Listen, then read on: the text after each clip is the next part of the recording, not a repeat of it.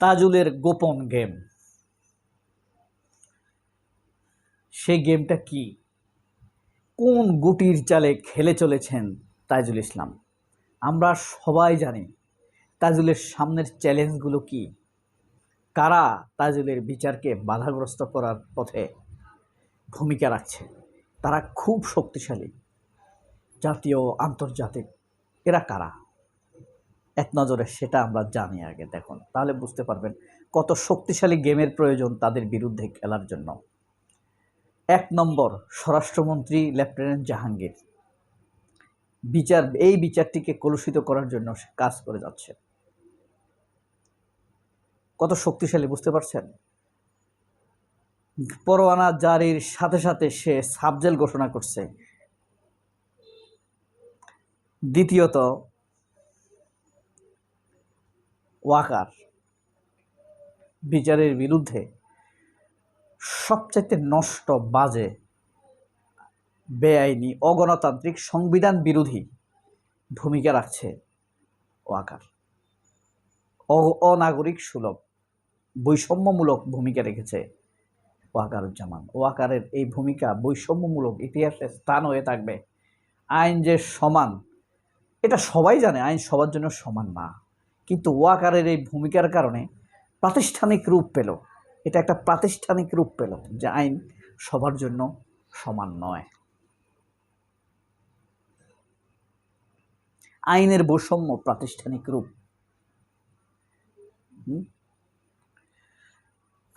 তাজুলের game, এটার জন্য দায়ী হলো ও, দায়ী থাকবে ওয়াকার। তাহলে এটা একটা শক্তি। ইন্ডিয়ান অ্যাম্বাসেডর, ইন্ডিয়ান সেনাবাহিনী, বাংলাদেশের ভিতরে আরও থাকা অপরাধী সেনা জেনারেলরা, এটা কিন্তু একটা বিশাল মাত্রা। তৌহিদ, পররাষ্ট্র উপদেষ্টা, ওর নামের আগে কোন শব্দটা লাগানো উচিত? অসভ্যের হাজব্যান্ড, বেয়াদপের পুত্র। দেখো, এই যে এত শক্তিশালী স্বরাষ্ট্র উপদেষ্টা, আপনার সেনাপ্রধান, মানে অপরাধী সেনাপ্রধান, খুনি হাসিনার নিয়োজিত সেনাপ্রধান, ইন্ডিয়ান অ্যাম্বাসেডর, ইন্ডিয়ান আর্মি, এই বিশাল ব্যাপারকে মোকাবেলা করতে হচ্ছে তাইজুলকে। তাহলে তাইজুলের হাতে কি খেলা আছে? গেমটা কি? কাদের শক্তিতে তাইজুল? তাইজুল ন্যায়ের পক্ষে, সাহসী। আপনারা জানেন গতকাল একটি স্পষ্ট কথা বলছে যে বাংলাদেশের, পৃথিবীতে এমন কোনো সম্পদ নাই যে তাইজুলকে কিনতে পারে। আল্লাহ ভরসা, আল্লাহ তাইজুলকে এই পথে অটল রাখুক। এরকম মানুষের বাংলাদেশের খুব অভাব। আরেকজন এরকম মানুষ আছে বাংলাদেশে, বলতে পারবেন দুর্দান্ত, মানে রক্তাক্ত শরীর নিয়ে যে মুখে হাসি দিয়ে বেড়ায়, মাহমুদুর রহমান। এদের জন্য দোয়া করবেন, নাহলে আপনার সততার হক আদায় হবে না। আপনি যে ভালো চান তার সেই হকটি আদায় হবে না। জাতিসংঘের পুরো জাতিসংঘ তাইজুলের পক্ষে সার্বক্ষণিক পরামর্শ দিয়ে যাচ্ছেন। সবার আগে আল্লাহর রহমত আছে তার সাথে। আমাদের চেষ্টাও তো আমরা করতে হবে, তার নিরাপত্তা বিধানের কথা আমাদের ভাবতে হবে। তার অর্থ এই নয় যে আমরা সেটা ভাববো না। হ্যাঁ, জাতিসংঘের মহাসচিব অ্যান্টোনিও গুতেরেস, আপনি জানেন সরাসরি তাইজুল তাকে ফোন দিতে পারে। বিস্ময়কর ব্যাপার না? বিস্ময়কর মনে হয় এই ইউনূসের কারণে। ঠিক আছে, ভলকার তুর্ক, জাতিসংঘের মানবাধিকার কমিশনের প্রধান, ভলকার তুর্ক এবং অ্যান্টোনিও গুতেরেস, এই দুইজনের সাথে সরাসরি সাক্ষাৎ করিয়ে দিয়েছে ডক্টর মোহাম্মদ ইউনূস তাজুল ইসলামকে। সরি, আমি বারবার তাইজুল বলে ফেলি। তাজুল ইসলামকে তারা সার্বিক সহযোগিতা করছে এবং তারা বুঝতে পেরেছে তাজুল ইসলাম দুর্দান্ত এক সাহসী ও সৎ আইনজীবী। এরকম আইনজীবী পৃথিবীতে বিরল। পিটার হাস বাংলাদেশের এক সময় এমন ছিল যে তুমুল জনপ্রিয়। এখনও আপনি, আমার যদি ক্ষমতা থাকতো হাতে, আমি পিটার হাসকে বাংলাদেশের সিটিজেনশিপ অফার করতাম। এমন একটা দেশে সে হয়তো থাকবে না, কিন্তু সম্মানসূচক সিটিজেনশিপ আমি তাকে অফার করতাম যদি আমার এই যোগ্যতা থাকতো, ক্ষমতা থাকতো।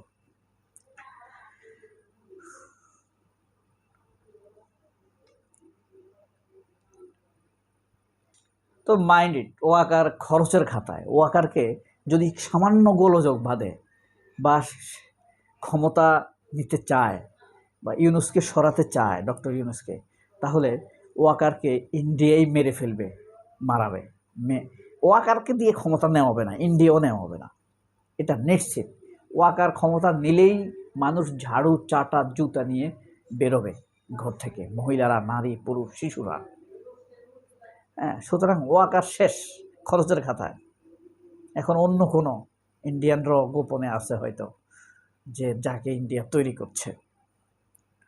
তো তাইজুল মূলত কাদের চ্যালেঞ্জে পড়ছে? বৈষম্য, আইনের প্রাতিষ্ঠানিক বৈষম্য তৈরি করেছে এই ওয়াকার। তবে তাইজুলের হাতেও গেম আছে। কাদের চ্যালেঞ্জে পড়ছে তাইজুল, এই জিনিসটি কিন্তু পরিষ্কার।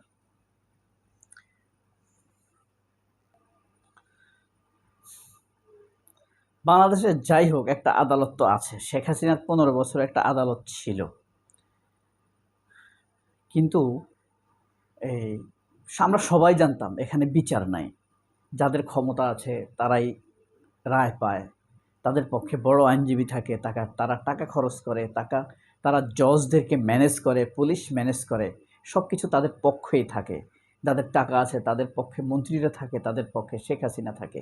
আর দলীয়গতভাবে আওয়ামী লীগ করলে সে তো অপরাধ করেও নিশ্চিন্তে ঘুমাতে পারে। কিন্তু এই যে অপরাধী জেনারেলদেরকে আদালতে হাজির করা হলো এসি গাড়িতে করে, ক্যান্টনমেন্টের ভেতরে তাদের জন্য সাব জেল করা হলো, এটা আইন সবার জন্য সমান নয়। এটা একটা বড় উদাহরণ হয়ে গেল। শক্তিশালী, অস্ত্রওয়ালা, টাকাওয়ালা, ক্ষমতাওয়ালা, তাদের জন্য আইন ভিন্ন। এটার একটা প্রাতিষ্ঠানিক রূপ পেল। দরিদ্র, ধনী সবার কাছে এটা পরিষ্কার হয়ে গেল। এর জন্য ইতিহাসের কাঠগড়ায় থাকবে ওয়াকার। তাকে জবাবদিহি করতেই হবে। সে যে বক্তৃতা দিয়েছিল না, সংবিধানকে সমুন্নত রাখবে, এই বাস্টার্ডের সংবিধানের প্রতি সম্মান, এই দেখেছেন? সার্বভৌমত্বের পথে হুমকি হয় এমন কোনো কিছুকে ছাড় দিবে না। সে নিজেই সার্বভৌমত্বের প্রতি হুমকি হয় এমন ঘটনা তৈরি করে।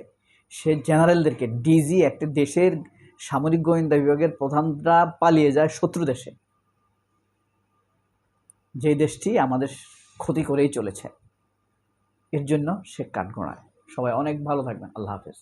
আসসালামু আলাইকুম।